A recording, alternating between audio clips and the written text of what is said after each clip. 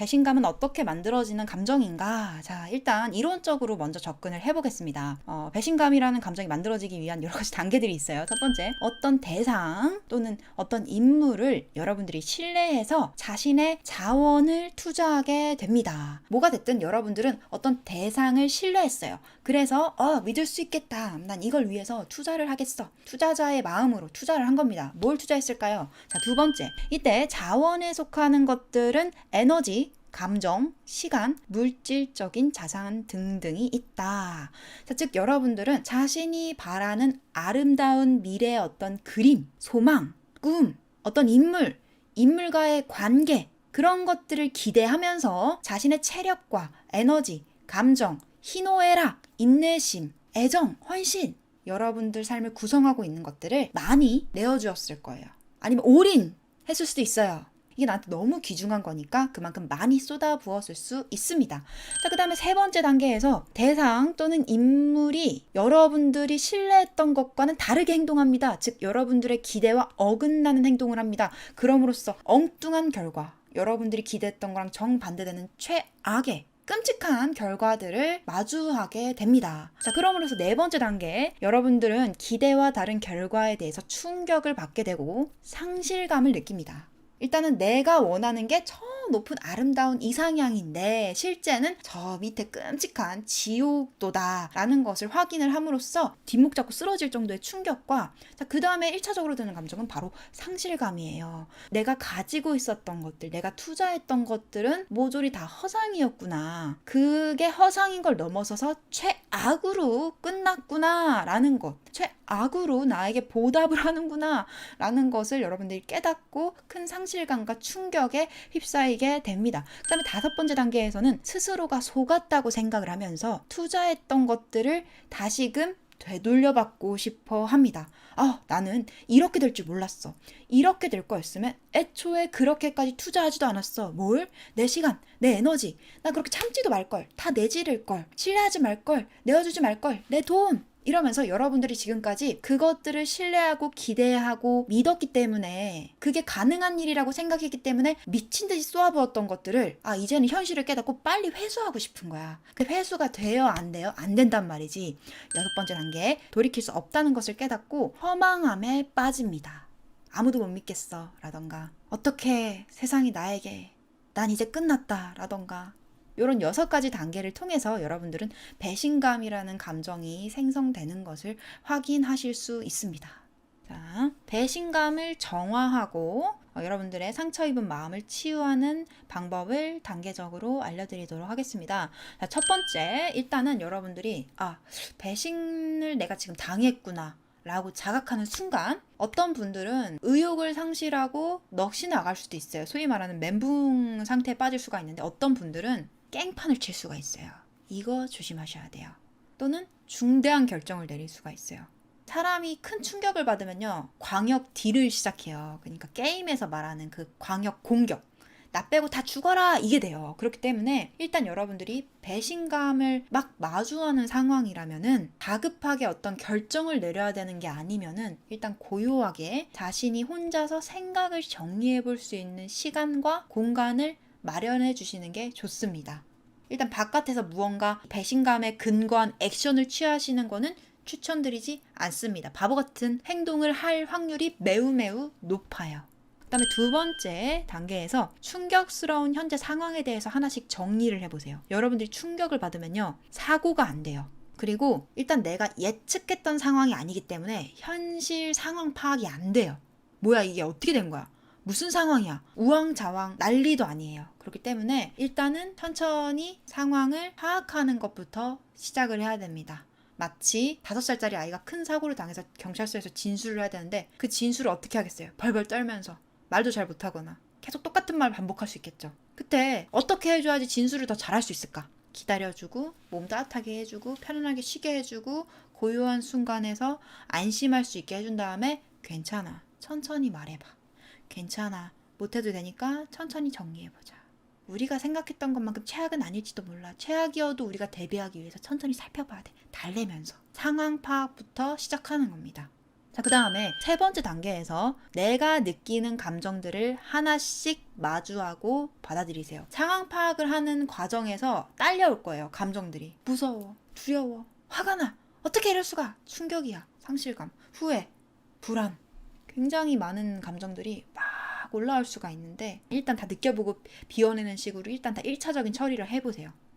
아, 이게 있었구나. 아, 그랬구나. 그래.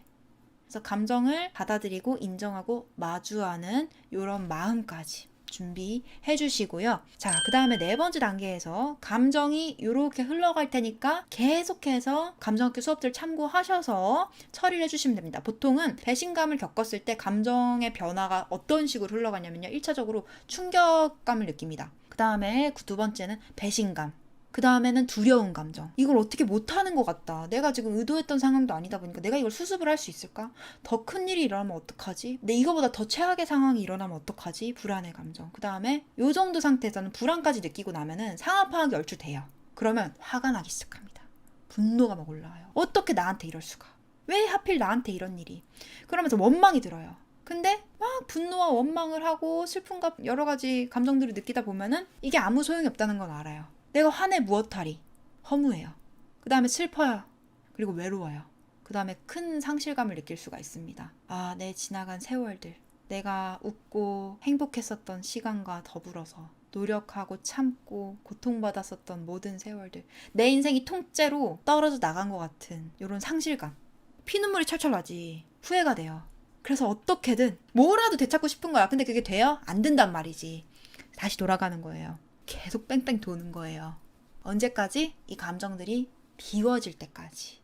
하지만 여러분들은 감정을 효과적으로 느끼고 받아들이고 배출하는 방법을 익히셨기 때문에 천천히 순차적으로 감정이 빨간색에서 주황색, 주황색에서 노란색 이런 식으로 변화해가는 것들을 보면서 천천히 비워내시고 한 바퀴 다 돌았는데 다시 처음부터 가도 지하 1층에서 지하 2층으로 내려왔구나 하면서 또다시 비우시면 돼요. 되게 재밌는 게 이런 감정들을 하나하나 비워내다 보면요. 여러분들은 이 상황에 대한 단서를 더 많이 찾게 돼요. 왜냐하면 5번째 단계에서 각 감정이 생긴 원인, 즉 상황적인 근거를 정리해 볼 수 있기 때문이에요. 아, 내가 배신감이 왜 들었을까? 아, 내가 이렇게까지 해줬는데?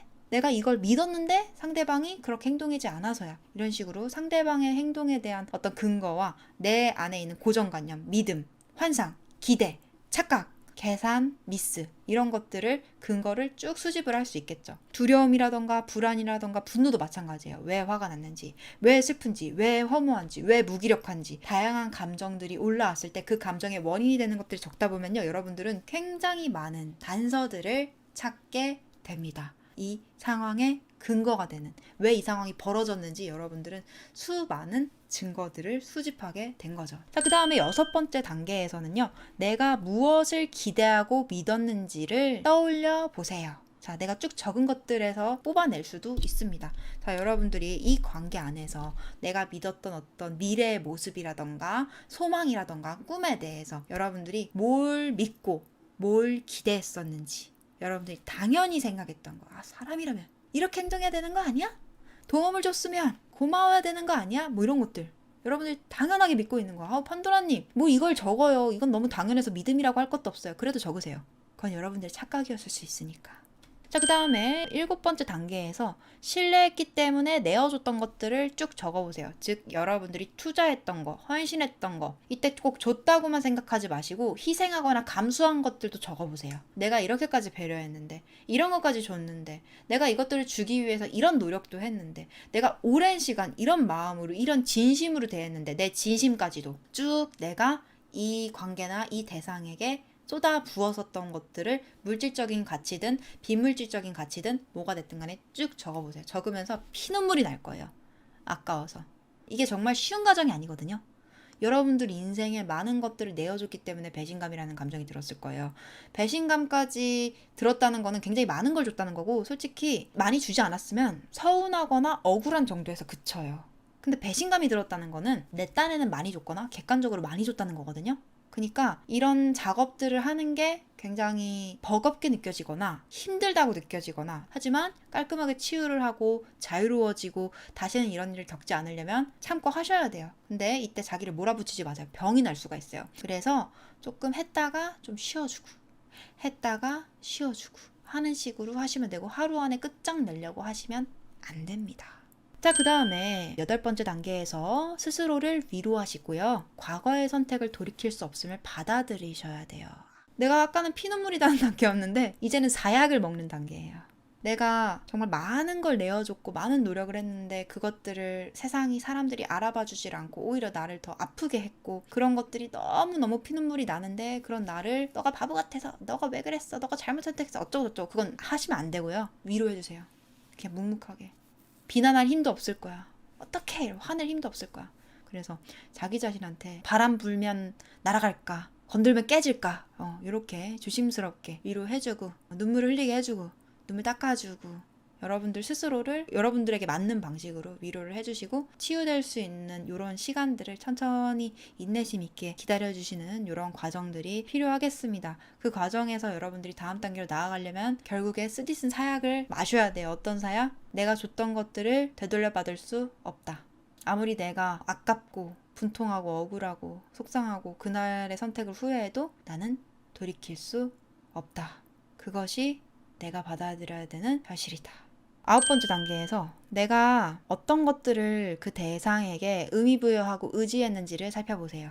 예를 들면 여러분들은 그 사람에게서 내 인생의 의미를 느끼려고 했을 수도 있어요. 그 사람에게서만 인생의 기쁨을 얻으려고 했을 수도 있고요. 그 사람하고만 온종일 붙어다니면서 놀았을 수 있어요. 연애하다 보면은 왜 친구들 안 만나고 자기 연인하고만 주착 노는 사람들 있잖아요. 그런 식으로 자기도 모르게 또는 자기가 의도하에 어떤 기대나 환상에 의해서 이 하나의 대상에, 상대방에게 굉장히 과도한 것들을 의미부여하고 의존했을 수가 있어요. 한두 개가 아닐 겁니다. 한두 개였으면 이렇게까지 마음이 쓰리지도 않았을 거고 공허하지도 않을 거예요. 하나하나 찾아보세요. 나는 왜 그 사람 옆에 있어야지만 내가 쓸모있고 가치 있다고 느꼈을까? 또는 나는 왜 그 꿈을 쫓아야지만, 그 일을 해야지만 내 인생이 잘 굴러가고 있다고 느꼈을까? 나는 왜 그렇게까지 필사적이었을까? 스스로한테 물어보세요. 필사적이지 않았다면 배신감을 느끼지는 않았을 거예요. 여러분들이 너무 오버 액션을 했기 때문에, 너무 필사적이었기 때문에, 너무 과도하게 헌신하고 내어줬기 때문에 배신감이라는 감정이 든 건데, 이 단계에서 여러분들한테 질문하는 게 어렵다면 이렇게 물어보면은 쉽게 답을 찾을 수 있어요. 난 왜 그렇게 필사적이었을까? 무엇을 기대하고 바라고 있어서 필사적이었을까? 나는 그 안에서 무엇을 확인하려고 했을까? 10번째 단계에서는 그 소망 또는 그 대상 또는 그 인물이 믿음직스럽지 못했던 이유를 적어보세요. 여러분들이 보고 싶은 대로 보느라고 무시하고 있었던 여러 가지 찝찝했던 힌트들, 여러 가지 단서들, 그리고 그 사람들이 실제로 했던 행동들, 그런 것들을 쭉 적음으로써 이 사람이, 이 대상이 얼마나 믿음직스럽지 않았는지, 어떤 면에서 내 기대를 이뤄주기에, 내가 무언가를 의지하기에 그 사람이, 그 대상이 믿음직스럽지 않았던 증거들을 다 떠올리고 적어보시고, 나의 판단이, 내가 가지고 있는 지식의 판단이 허술했다는 거에 대한 증거들을 쭉 찾아보는 거예요. 자, 그 다음에 11번째. 그래서 내가 현실 파악을 잘못해서 과도한 기대와 환상과 의존을 가져서 방심했던 부분, 내가 무지했던 부분, 그리고 나도 사람이기 때문에 완벽하지 않아서 실수하거나 잘못했던 부분들을 쭉 떠올리고 적어보세요. 다 있을 거예요. 방심한 것도 있을 거고, 무지했던 것도 있을 거고, 나 역시도 잘못 반응하거나 실수했거나, 그게 뭐가 됐든 간에 있을 거예요. 많을 거예요. 그래서 잘 모르겠으면 과거에 유독 언짢았었던 기억이라던가, 상대방이 언짢았었던 기색을 보였던 기억이라던가, 또는 내가 실패했던 기억이라던가 좀 불안정했던 기억들을 다시금 떠올리면서 내가 그때는 무시했던 여러 가지 아슬아슬한 불협화음의 증거들, 어떤 단서들, 그런 것들을 살펴보면서 내가 방심했던 거, 무지했던 거, 실수했던 것들을 하나씩 찾아보세요. 마지막으로 12번째 단계에서 앞으로 같은 일을 겪지 않기 위해서 나는 어떤 태도를 가져야 될지, 그리고 앞으로 이런 상황을 방지하기 위해서 어떤 식으로 예방법을 마련할 수 있을지를 생각해 보시면 됩니다. 제 가이드라인을 따라서 11번째 내가 방심했던 거, 무지했던 거, 실수했던 거, 여기서 이미 사람의 특성을, 사람의 이기심과 무지함을, 사람의 감정적인 패턴을 믿으시라고 제가 말씀드렸죠. 이성적인 판단이 아니라. 자, 이제 좀 여러분들이 겪었었던 그 감정이 조금 어느 정도 단계적으로 정리가 되시나요? 사실 이 배신감이라는 감정을 느끼는 상황에서 복합적인 감정들이 순차적으로 다 와요. 그래서 여러분들 나름대로 느껴봤어, 비워냈어, 통찰했어, 깨달음을 얻었어, 계속 올라옵니다.